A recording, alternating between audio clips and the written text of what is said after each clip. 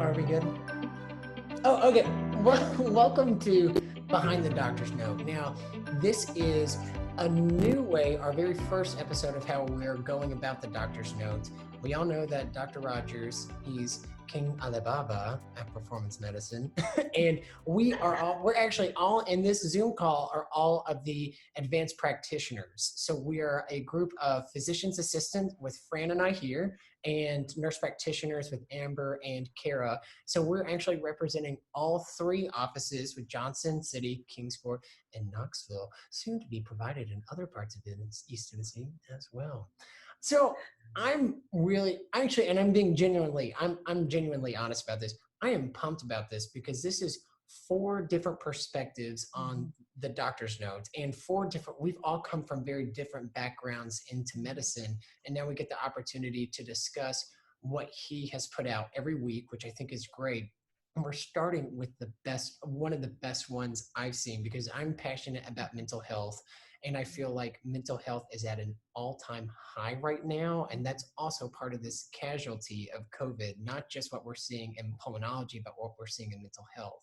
So whoever just wants to take an opportunity to start, Amber, you've worked with mental health and with chronic pain in the past too. So what are your opinions and what are your takes on what Dr. Robin Branca and Dr. Rogers put together? Well, I really enjoyed listening to it, especially the whole anxiety worry. I mean, I come even from my own background of anxiety. I'm not medicated, but probably should be if you talk to my husband on a Saturday, especially with 3 kids, 4.5 and under. And so, just the fact that the psychological impact of, like you were talking about, pain. But even in this case, I was watching, there's a lot of pulmonary side effects that are going to have long-lasting things, and that could involve pain. Even if it doesn't involve pain, there's a psychological connection, and a lot of not only anxiety and fear in the culture about contracting the illness, but what's ongoing, what are going to be the long-term things if I do get this, and if I recover, or if I don't recover, if I do recover and have secondary consequences from the illness. And so I think going through all the things that Dr. Rogers and Dr. Branca provided with those that list of 10, and just like really taking your thoughts captive. Yeah. Yes. And the mental component of making sure you get the way she gave us to get that anxiety in check, I think is just really profound. Do you feel like any of those stuck out to you with her top 10 of what to do? For me, it was limiting news, because I'm not really a news junkie, but just how inundated, I feel like we're inundated with information in our culture anyways, which he's talked about in the past too, with why so many people are on ADHD medications. We're inundated with information, and now we're on information overload that's very fear-based, and she talks about fear-based information too. So we take that in, and our brain, I feel like, is so biologically innately smart that it is interpreting that information, whether or not we really feel like, okay, that might be exaggerated. Our brain may not take that, and we get somatic symptoms from that. Mm-hmm. Kara, what do you think about do you feel we're in the Tri-Cities, we're in a lower risk area. Knoxville's a small city, but much larger than the Tri-Cities and what we're experiencing. Do you feel like there's a difference between people in Knoxville, people in the Tri-Cities, even people in Nashville? I feel like it just kind of keeps escalating that fear. What are your thoughts? Well, I have been seeing a lot of people wearing masks out in public. I even saw a lady today driving her car with a mask on. I did pellets earlier today, and my patient came in with a mask, and we're all wearing masks and gloves when we're seeing patients, but seeing people that are limiting going out, they are maintaining social distancing, they're wearing masks, they seem to be very conscientious and respectful of other people, kind of waiting back farther in line.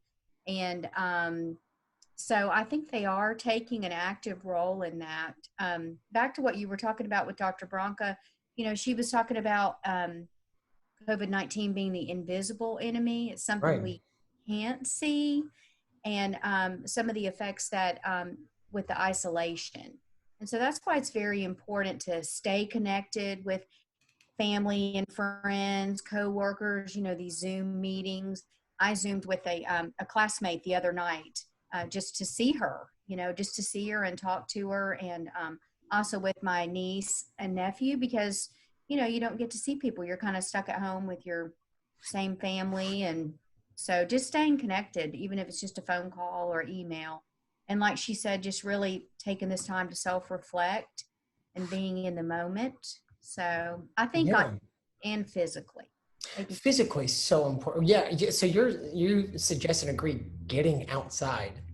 Yes. Got it. I mean, you don't have to be within 6 feet of people outside, but getting outside is important. We don't have to be stuck indoors. We're lucky in Tennessee that there aren't any laws against that to where you can be outside. But it's also, you bring up a good point. I forget how thankful I am that we're in a digital age, to where we're actually able to connect online. I've talked to people that I haven't talked to in a really long time, just because they have a house, there's house party, there's Zoom, there's FaceTime. So it's almost an excuse to actually reach out and to cook at home. Good Lord, we've cooked at home a lot more probably more in the past week and a half than I have my entire life. Yes. One of the Yes, things she that's true. said that I thought really stuck out to me was routine being key. Because like you're talking about eating at home, and like, our life with 3 kids that are 4, 2, and 1, we are home a lot, just because getting everybody ready and getting out of the house is exhausting at times. And we eat at home because they're so young, going out's hard. But our routine has been interrupted, because we used to go to the library on Tuesdays and go to Bible study fellowship on Wednesday mornings. We had these set routines that are now totally disrupted, and we're home. There's no playgrounds. It's just, wow. What? So How is that with I your really kids? liked how Dr. Bronca had that on, I think it was number 5, like routine is key. Getting in a Yeah. routine with your day to get your days, going on, it makes it purposeful in some ways. Mm-hmm. Do you find that you have 3 young kids? Do you find that there's an exacerbated fear? Do you feel like a fear of bringing it home to them? I know that I have different sets of friends, where some friends are like, oh, my kids have probably already had it, they're fine, ranging to, oh, don't get anywhere near me because I'm not bringing it home. What are your thoughts with having 3 young kids? I've been thankful that they have not been a super high risk population base. That has been a real fear reliever. I think if I saw it being contracted by kids a lot, I would probably be really freaking out. So, I only work on weekends, and Scott, he's an essential worker, so he's at the Eastern Credit Union, and he goes every day, and so I do make him change when he's home, but it's a very limited environment that they set up. So. I would say I probably lean more towards we had this back in like over November, but no, but yeah, it is a real concern though, regardless of the kids, I guess. I want Fran to jump in on this conversation too. So Fran, just a little bit of background. We should have given background on each other too, because this is kind of our first Behind the Doctor's Note with all the advanced practitioners. But we're the 2 physicians assistants in the rooms, and Karen and Amber are nurse practitioners, and Fran is back in the game. Also too with college age kids. And I don't know if you want to share that experience of your son with appendicitis, if you're okay with sharing it. Yes, perfect. Because this is a very interesting, because too, with something that would be treatable by emergency surgery, kind of being held back and treated differently because of what's happening. So he's a senior at WashU, and you can go. I got a call that he was at an urgent care, and they were sending him to the ER, and he had, they said, cholecystitis or gallstones. And I was like, okay, call me when you get there. And he gets there, and I get in touch with the ER doc, and he says, well, first of all, your son has an acute appendicitis. And I said, well, my husband's a physician and I'm a PA, and I am 9.5 hours away, and I do not want you to operate on my son unless it's emergent, unless I'm there, and I'm not even allowed in the hospital. So I was really just, he's still my baby, even though he's 22. And so he said, well, there is another way to treat appendicitis. And because of COVID-19 and everything that's going on, we really don't want him here in the hospital. And so they gave him IV antibiotics overnight and looked at his white cell count in the morning, and it was way down, and it hadn't even been that high. It was only like 1,200, and by morning it was 4,000. And they sent him home on Flagyl and I think a fluoroquinone. And when I got him back here to Johnson City, I took him to a surgeon, and he switched the antibiotics for me because I wasn't crazy about the one, and put him on augmentin, kept him here for 2 weeks, and now he's back at school taking his courses online. Nuts. And so medicine is just always changing. And, you know, this is not the standard of care for an acute appendicitis, but I'm reading the studies. They're finding about 70% of uncomplicated acute appendicitis do just fine on antibiotics, as long as there's no comorbidities. We're talking about a healthy 22-year-old athlete, no fecalith, nothing else on exam. So just thought it was very interesting. It was a lot of driving, 17 hours in. Yeah. I just went and brought him right back. So interesting too, but how that Wow. standard of care may change. We find that we may not need to. When I had appendicitis, and that baby was out before I even could blink. I mean, it was just Yes. same Yes. day I was in there, and they took that out. So I'm interested to see too, just how much. What's going to be a positive change? Because that could be a positive change. Maybe an unnecessary surgery that we didn't need at the time. Two, with unnecessary, I just had a patient in here that was doing pellets on, that's also a medical provider. We talked about unnecessary testing, just how many MRIs and CTs we're doing and how many we're not doing now. So maybe there'll be maybe there may be some positives that come out of this as well. Yeah, because you always want to keep your organs if you can. Yeah. I mean, listen, I do not miss my appendix. It was the worst pain I've ever been in. But I was also higher risk. It ruptured. I was a diabetic. Well, yeah, his So had I was ruptured. a high risk. It needed to come out. When they ruptured, they have to come out. Yeah, it's just interesting. But it's also interesting too. I've had a friend of mine who had a cousin pass away unexpectedly. They thought from COVID, not from COVID. But there's no funeral. There's no memorial. You can't gather 5 to 10 people. So it's just everything's kind of changed. I feel like, I guess to close this out, I know we need to bring this back to mental health, but I'm wondering what you guys may see. What changes do you expect to see in the future with medicine from this COVID? I feel like there's going to be some definite changes in the way we do things, the way we screen patients coming in with temperatures every time, asking more about travel and their history, I feel like. But do you all see Recent illness. Yeah, recent illness. What's been happening? Did you have a fever 2 months ago? And maybe it's something that's lingering that we don't see. But anything else do you guys expect coming out of this from a medical perspective? Well, there's a lot more telemedicine. You know, Dr. Rogers has always kind of on the forefront of that. When I first started, I was like, telephone? I don't know about that. Like, I'm gonna listen to the heart and lungs. You know, I just graduated. But now you see this telemedicine is just blowing up. I don't know, will it continue to grow, or will we go back to, because there is something about that patient contact and being able to sit with them and listen to them, that physical exam, it's very important. But I see that it's gotten, during this crisis, telemedicine has really helped people who couldn't get in with it for their prescriptions, or even whether, anxiety and things like that, that's going on. Yeah, Kara, what do you think? Well, and we can still provide, care for patients, whether it's over the phone or in person. And, but I think they really do like coming in and seeing us just as much as we like seeing them. Just that interaction. And like you said, hands-on, listening to their heart and their lungs, and something about that contact. And so most patients I talk to, it doesn't matter if they live, in Gatlinburg and they have to drive a long way, they still would prefer to come into the office. But we've been able to fax them lab orders, we've emailed, we've scanned and faxed, we've done all kinds of different things to make sure we're, caring for them. And we've been able, like you were saying earlier, Amber, about accommodating, for certain situations. We can't always just, be so rigid. We do have to be accommodating and make adjustments, what's going on around us. So And that helps too. That helps ease a lot of anxiety of how am I going to get my medicines from us being in office today. How am I going to get my hormones? Hormones are essential, and it's needed Yes. too. So that ease for patients too, that they're still able to come in. Fran, what do you think?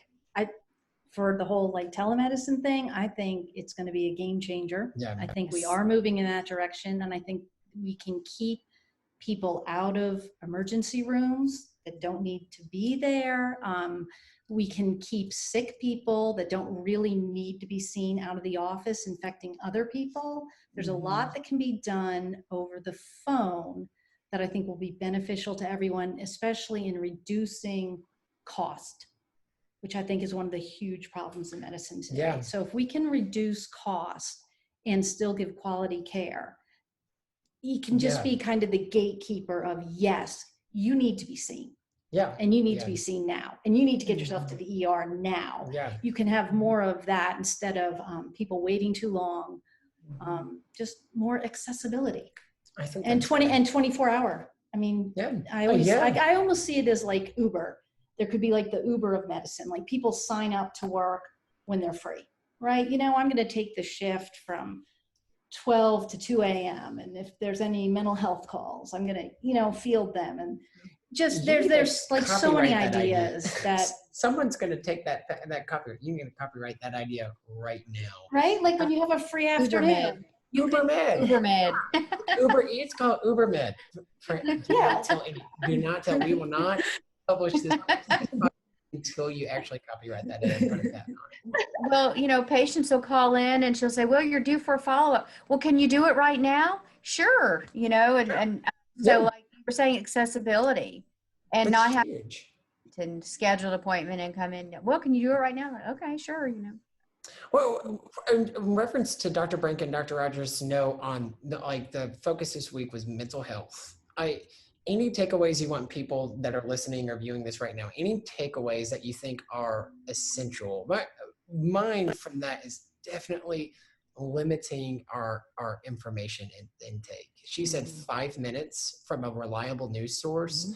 I find a lot of the information that's shared via social media is very dangerous because if they talk about the dopamine release from the fear-based part of your brain, the amygdala. There's a great book called Brainwash that talks about that connection between the prefrontal cortex with the logical part of your brain and the amygdala, the dopamine fear-based part of your brain. And that dopamine dump is right on top of the amygdala. What gets a dopamine dump? Clicks, likes on social media, all these dopamine releases, and that's all our fear-based center. I feel like a lot of young people today have way more anxiety than ever before, and I feel a lot of it is due to quick information that's not always reliable or well sourced. What else do you feel like would be takeaways? My biggest takeaway, because I think my kiddos are waking up, my biggest takeaway I wrote down because I was like, this is so good, and I wanted to share it, was what she talked about, gratitude and being thankful. And I literally this morning, we didn't do it at dinner, but this morning I was like, kids, you know, what's one thing you're thankful for? And Liz is like, my princess bed. And of course Will's like, you know, mommy, daddy. And, you know, it's just like remembering what we're thankful for, because my pastor said something on Wednesday, meditation and worry are the same thing, really. Because what you're worrying about, you're meditating on. You're continuously meditation. But, you know, instead of worrying, you know, focus those thoughts more positively and be the things you're thankful for. Like Dr. Bronca said, the studies that have shown people who speak what they're grateful for or write a thankful journal live longer, are happier, more satisfied. So that was my big takeaway that I wanted to even especially in my own life, because there's plenty of time I go through the stages of COVID where I'm like super, this is awesome, we're all together, to like, these kids are not crazy. So I think being grateful and being thankful really stuck out to me. That's great. Kara, what do you think? Well, one thing that your dad has also reiterated is that we're here for the patient, we're here for them. And we took an oath in school, and like Dr. Bronca said, you know, she hasn't seen a healthcare provider that's kind of bowed out and said, no, I'm not going to go. No, I'm not going to be there. And it's the same for us. And, you know, your dad really felt like, you know, now's the time for us to really step in And that's what we do. You know, we're here to take care of patients and we're here for them. So I think that's great. Fran, what do you think? My big takeaway from the whole thing and her talk is that you really need to be responsible for your own health, and you need to look at things and keep up with everything, because I don't feel that fearful because I've done a lot of tests. I know that I have a good immune system. I did the SpectraCell, look at your immunity. There's so many things you can look at and change to give yourself the best odds and the best chance. And I think we're here at Performance Medicine to point everyone in that direction, you know? Oh, yeah. Good. well said. That's good. That is well said. That's true. I have not felt the fear of, I have a comorbidity of type 1 diabetes. I should be conscious, but I do not have that fear because of my access to performance medicine and knowing if anybody's looking stuff up, it's Dad, and he is on top of it. He'll not tell patients to do anything he is not doing. And that, I feel very lucky in that respect, and lucky for all of us too, that we get to work closely with this. That's very important. Keeping up your own immune system. It is mental health, but part of mental health is physical health as well. They're connected, mind, body, spirit. That's good. Oh, that's good. We'll end with that. This is great. Thank you all for tuning in with us. Thank you, Amber. Thank you, Kara. Thank you, Fran. This is so fun. We're going to do this every week, and I hope everybody tunes in. And maybe too, we're just going to have a very special, niche market into the advanced practitioner. I was telling Fran with like mid-level versus advanced. Have you ever gotten that? Like, oh, you're a mid-level. Like, I don't know if you all have ever gotten that, but I know people that get upset about that terminology, and it doesn't, not much bugs me or offends me. So I'm like, it doesn't matter. But the PAs and the MPs, I feel like, are going to be really big and integral parts of medicine as medicine continues to progress, especially after COVID. So you're looking at the forefront of medicine if you're looking at this video. All right. Thank you so much for tuning in. Okay, bye. Take care. Thank you. Bye. See you later.